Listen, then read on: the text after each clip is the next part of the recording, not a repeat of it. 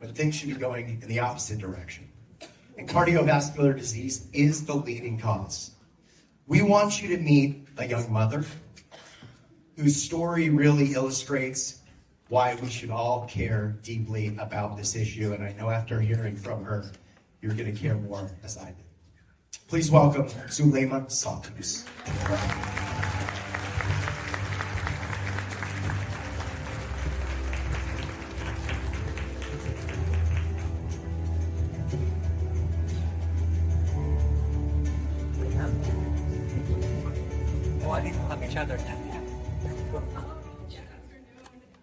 It's so amazing to see the room full. My name is Zuleyma Santos, and I am honored to share my story with you today. But first, I gotta tell you why I have my purse up here with me. Believe it or not, in this purse, I carry a battery and a monitor that help my heart function. It's with me 24/7. It goes with me in the shower, when I sleep, when I watch my babies, when I do anything. This is not an ordinary purse. This is my life. And my heart is beating because of what I have in here.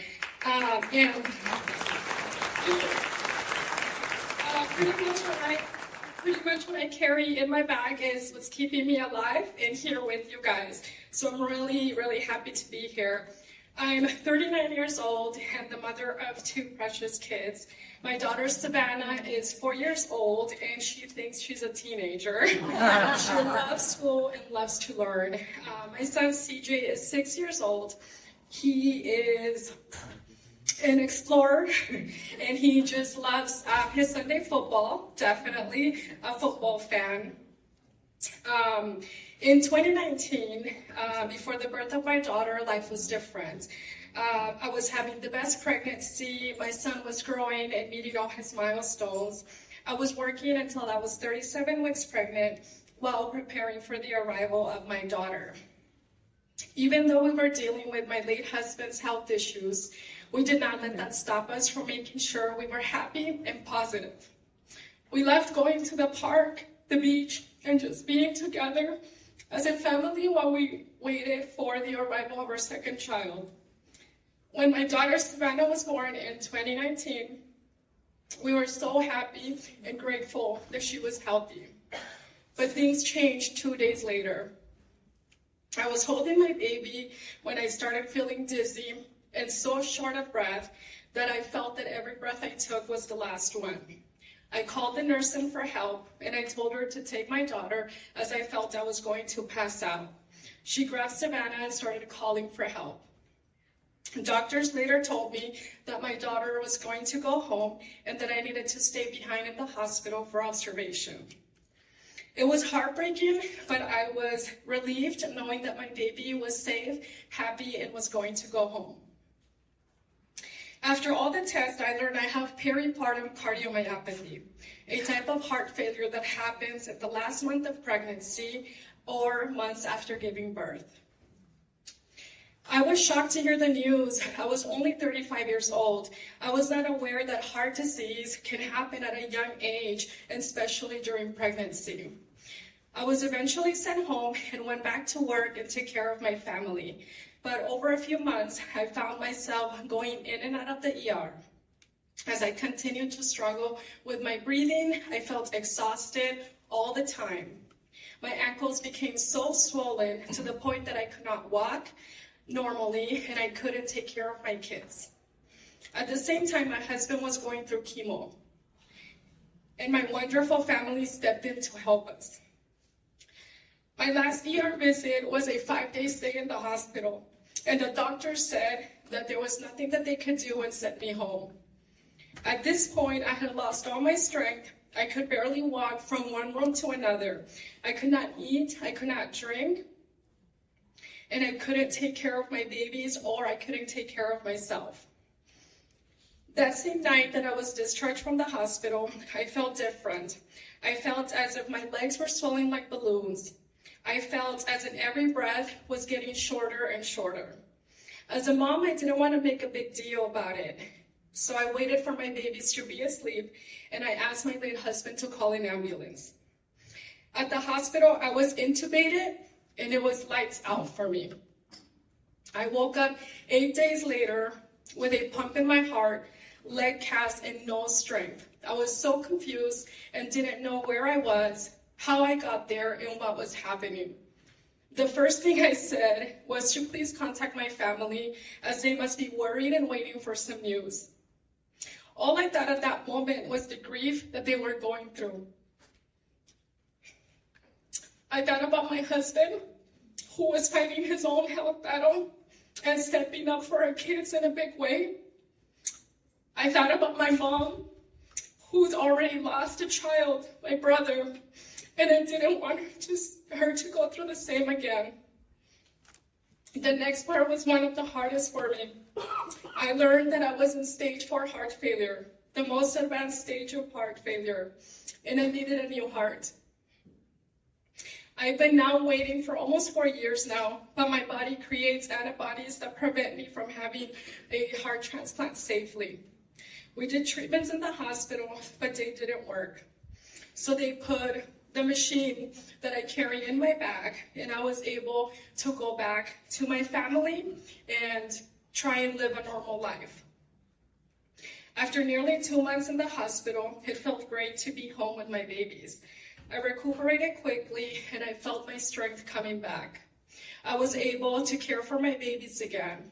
I had to adjust with a life with a battery, but that is the last thing I ever think about because I am alive.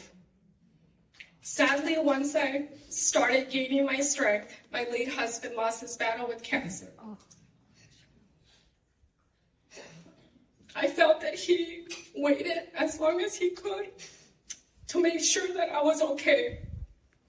Before he passed away, I promised that I would do anything in my power to stay around for our kids so they can grow up in a better future. My fight for life is far from over. My heart is still not working, and I will wear this device until my body is ready for a new heart. In the meantime, I am living my life to the fullest with my kids and my family. We're creating beautiful memories together, going to the snow, enjoying Catalina Island. My kids give me the strength to keep moving forward, and my partner, who later came into our lives, has been one of our biggest support on my journey as well. What scares me the most is the thought of not being here for my kids. I don't want to miss any of their milestones. I don't want to miss them grow up. My son says he wants to be a Miami Dolphins coach, and I want to be there on the sidelines with him. I want to see my daughter become the next president or the next astronaut. Whatever she wants to do, I want to be there. I always tell my kids that mom will be here until she's 124 years old.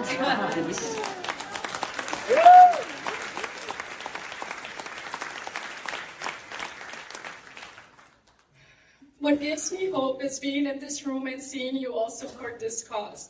It is because of people like you that donate to research for life-saving devices, and this is why I'm here, because one of those devices is helping me live. It is because of champions like you that American Heart Association is able to bring greater awareness to heart disease and stroke in women like me. It is because of you that I get to enjoy more of life's precious moments with my CJ and my Savannah. I'm so thankful to my God and grateful for each and every one of you for the gift of one more time. Thank you so much for having me here. God bless.